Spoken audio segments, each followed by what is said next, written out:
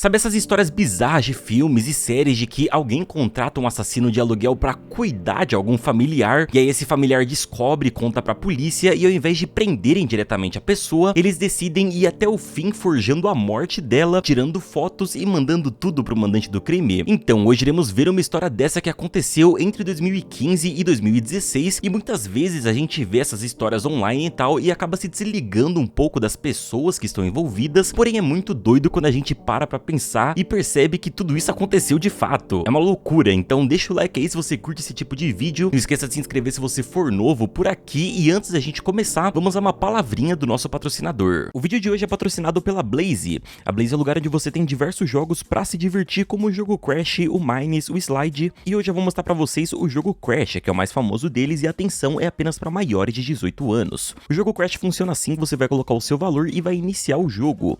Aí um contador vai subir com um multiplicador, e o seu trabalho é sair do jogo antes que o contador estoure, multiplicando aí o seu valor em diversas vezes ou perdendo tudo. Para jogar na Blaze basta se registrar no site e fazer o depósito nesse botão aqui usando o Pix, que o valor já vai aparecer na sua conta, você já vai poder sair jogando. Lembrando que o depósito mínimo é de R$20 e tanto os depósitos quanto os saques podem ser feitos via Pix. E antes de confirmarem a transação, use o meu cupom STACKS ou entrem pelo meu link aí na descrição para ganhar até R$1.000 de bônus e 40 rodadas grátis para poder ir entendendo como que o site funciona e tudo mais, beleza? Para qualquer problema vocês podem usar o suporte da própria Blaze no canto inferior esquerdo aí da tela, e por fim vocês sabem, pelo amor de Deus, não coloquem dinheiro aqui que vocês não estão podendo gastar, é tudo para ser só uma diversão, beleza? Joguem com responsabilidade, o link tá aí embaixo, e agora vamos ao nosso assunto. Nossa história começa em 2007 numa festa, quando Ramon Rosa e Maria Lourdes Dorantes, ou Lulu, se conheceram. Eles logo se apaixonaram e iniciaram um namoro que foi meteórico. Em 2009, eles já estavam casados. Ramon, na época, era dono de um programa sem fins lucrativos para novos talentos no boxe, focando em jovens em situações problemáticas com antecedentes criminais. Já vou falar mais sobre isso, e esse programa deu muito certo. Ainda em 2007, ele chamou a esposa para abrir com ele uma academia de boxe e fitness próximo a esse programa. Hi guys, my name is Lulu Souza. And I'm Ramon Souza, head coach, boxing.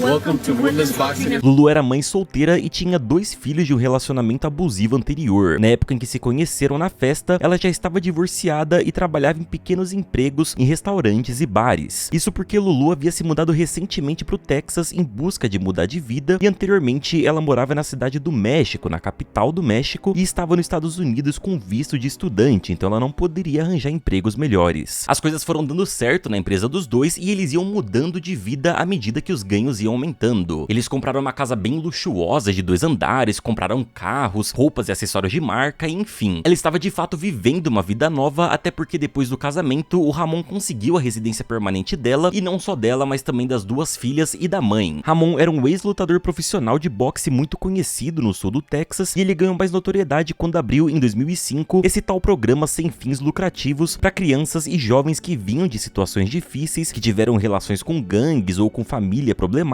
para ingressar no mundo do boxe e tomar um rumo na vida longe da criminalidade. Esse programa deu muito certo, diversos jovens saíram do mundo do crime e Ramon estava muito feliz. Isso porque ele não queria mais ser um lutador profissional, ele dizia que estar em cima dos ringues não era o lugar dele, mas sim estar ao lado como um treinador. No auge, ele participava de diversos eventos com pessoas famosas da área, como Mike Tyson, e na época ele tinha um lucro mensal de $20 mil com a academia. Não era pouca coisa não. Lulu e Ramon eram muito bem conhecidos pelos amigos, vizinhos e pela comunidade em geral. Eram sempre vistos como um exemplo de casal, parceiros e tudo mais, que sempre se ajudavam e trabalhavam juntos para crescer na vida. Além disso, eles tinham uma pequena, mas considerável imagem online, então eram figuras bem conhecidas na região. Porém, Ramon conta posteriormente que viu diversas red flags no começo da relação, mas ele ignorou. Porém, a mais marcante foi no próprio dia do casamento, que logo ao fim da cerimônia, a mãe da Lulu chegou no ouvido dele e disse que agora ela era problema dele, e foi embora. Me parece uma boa red flag essa. A residência permanente que eu citei veio em 2010, e logo após esse período, quando eles já estavam bem de grana, já com carro, casa e tudo mais, o Ramon começou a notar uma mudança de comportamento na esposa. Ela começou a se distanciar e isso foi piorando rapidamente. Segundo o Ramon, parecia que do nada ela queria fazer tudo sem ele e a saúde do casal foi pro buraco. Eles passaram a discutir frequentemente e a única opção era partir pro divórcio. O casal havia chegado naquele ponto em que não existia mais relação, eles eles estavam apenas aguardando alguém tomar a iniciativa de finalmente encerrar o casamento, quando um rapaz chamado Mundo ligou pro Ramon trazendo uma informação bizarra. Ele disse que sua esposa queria matá-lo. Pois é, eles chegaram a tentar, ou melhor, discutir um divórcio a primeiro momento, mas Lulu queria ficar com tudo que ele tinha, a casa de 2 andares, os carros, a empresa e tudo mais, e foi aí que as coisas azedaram.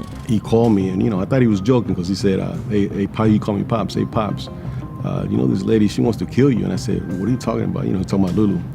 She wants to kill you. Mundo era um dos alunos da academia que veio do crime. Durante a adolescência, ele tinha passado 1 ano e 2 meses preso por conta de um crime violento, e agora ele estava longe do mundo do crime graças ao Ramon. Então eles tinham uma amizade bem forte porque, bom, basicamente o cara mudou a vida dele, e não só dele, mas de diversos outros jovens que inclusive eram amigos do Mundo. O Mundo, em um certo dia lá na academia, ouviu dentro da sala do escritório a Lulu conversando com a filha dela sobre resolver uma tal situação. Ele notou sobre o que era o papo e decidiu se fazer de sonso ali se aproximando. Só que antes de entrar na sala, ele ouviu as duas conversando sobre alguém na academia que conhecia um cara no México que era conhecido por picotar pessoas. Mundo então entrou na sala, se intrometeu na conversa e tentou entender claramente sobre o que elas estavam conversando. E foi aí que a Lulu disse com todas as palavras que queria matar o marido. Nisso, o jovem tentou conseguir confiança das duas, dizendo que ele conhecia alguém que poderia fazer o serviço e que poderia ajudar, porém imediatamente no dia seguinte ele ligou pro Ramon e contou tudo. E não tinha por que ser mentira, não tinha por que ele inventar isso do nada, porque, bom, o cara mudou a vida deles, eram muito próximos, e o Ramon, quando recebeu a notícia, caiu em espiral. Ele ficou extremamente mal quando soube e disse que teve uma sensação terrível quando mais tarde, naquele mesmo dia, teve que voltar pra casa e olhar pra esposa sabendo que ela tava planejando algo horrível. Mas ele respirou, conversou com o Mundo e decidiram levar o caso pra polícia. E foi difícil convencer o Mundo porque ele fez parte de gangues durante a sua vida toda e falar com a polícia não é algo que eles viam com bons olhos não, mas no fim ele topou. Então entrou na jogada o Tenente Mike e juntos eles começaram a coletar evidências.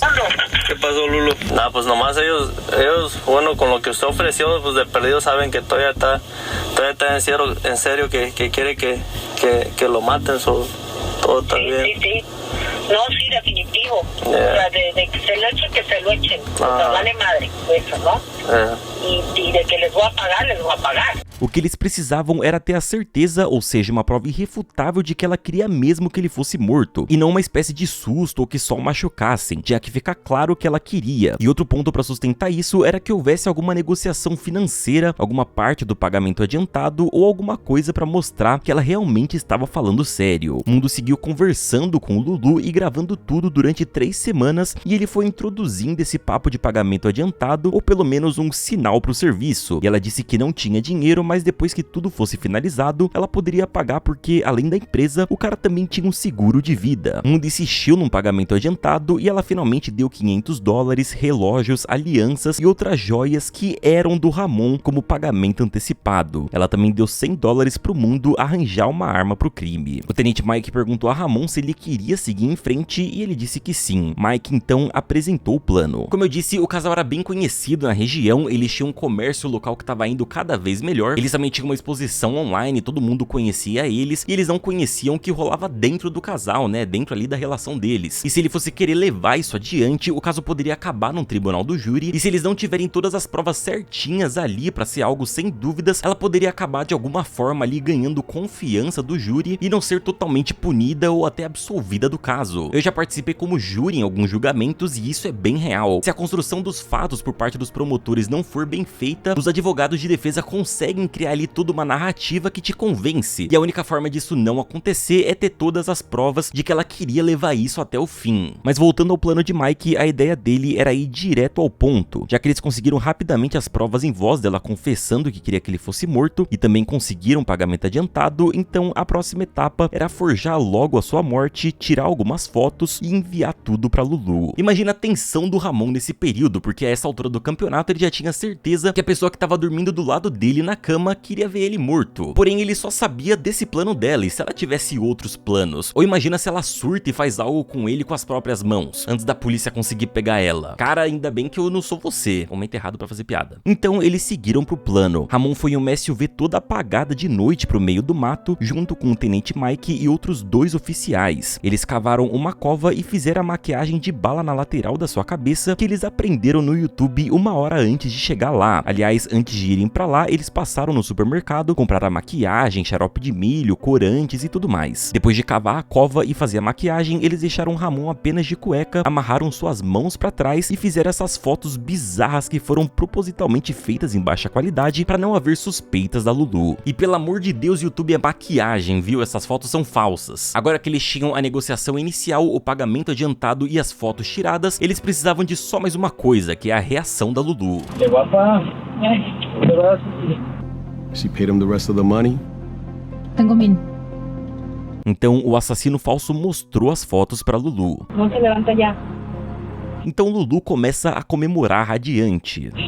She started laughing and raising her hands, and I tell people like she hit the lotto. This is her big shot. Pois é, bizarro. O Ramon conta que já viu esse vídeo várias e várias vezes. Todas as vezes ele fica muito mal porque ele realmente não acreditava que ela ia arrastar isso até o fim. E não só isso também, ela ainda teve toda essa reação de vitória. Todos os policiais envolvidos no caso e até o mundo disseram que ficaram surpresos com a frieza da mulher, porque ela não demonstrava nenhuma emoção durante toda a negociação ali. E a única vez que ela demonstrou ali alguma emoção clara foi quando ela viu as fotos, e foi essa reação aí. Só que a operação da polícia ainda não tinha chegado ao fim, eles precisavam agir ainda como se ele realmente estivesse morto e que estavam começando uma investigação sobre. Então eles foram até a academia com câmeras escondidas para fazer perguntas sobre o desaparecimento do proprietário da empresa. When's the last time you saw Mr. Sosa? We saw him on Wednesday 15th, the last day.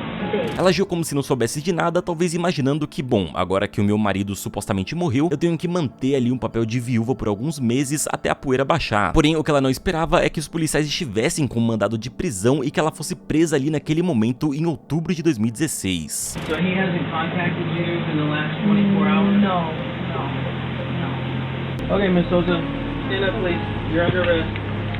Okay, you're under arrest. Why? O caso foi tão absurdo que ela nem foi pra julgamento, isso por opção da própria Lulu, que, bom, sabia que se tentasse desmentir o impossível, ia talvez ganhar mais alguns anos de prisão ou até mesmo uma prisão perpétua, além de manchar definitivamente a sua imagem pública, então ela fechou um acordo de 20 anos de prisão. Hoje Ramon é eternamente grato ao mundo por ter salvo sua vida, e hoje ele vive num apartamento pequeno, abalado psicologicamente, com os seus itens de luxo em um galpão trancado, e também coberto de dívidas da sua empresa e do seu programa que foi à falência. Lulu segue presa e diversos veículos de comunicação já tentaram fazer contato com ela para pegar a versão dela da história, porém ela nunca respondeu ninguém, e o mundo teve que sumir porque as gangues conheciam ele, alguns portais sem querer acabaram divulgando suas informações pessoais e tudo mais. Hoje em dia é muito difícil encontrar a real identidade dele, porém ele quebrou alguma das regras principais aí do mundo do crime, que é não fale com a polícia e principalmente não seja um X9. Ainda continuando no assunto de assassinos de aluguel, confiram o meu vídeo sobre o site falso de assassinos de aluguel, onde o dono do site resolveu ir mandando tudo que recebia pra polícia e diversas pessoas foram presas. É uma história muito maluca, clica aí na tela. Não esqueça de deixar o like aí embaixo pra poder me ajudar, se inscreva aí se você for novo por aqui, e é isso aí. Muito obrigado por assistir até o final, um abraço e tchau!